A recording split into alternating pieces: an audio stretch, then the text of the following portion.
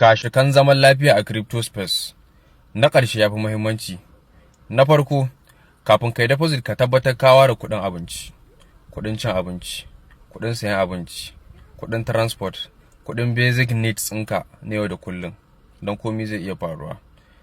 Na biyu, kuɗin da aka baka ajiya, duk mun yadda ka yadda da skills ɗinka, kakka yadda ka yi deposit ɗinsu, kaka kuskura, kakka yi ma attempting depositin kuɗin ajiyar mutane, saboda psychology ka zai canza the moment ka rinka trading da kuɗin da ba naka ba.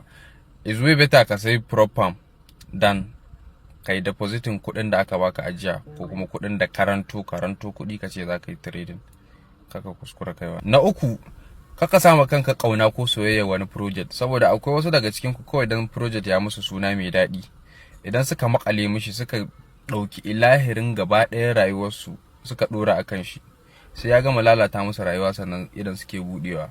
Ba ruwanka da wai kai so kake ya tafi kaza ko so kake kaza, kawai movement ɗin za ka yi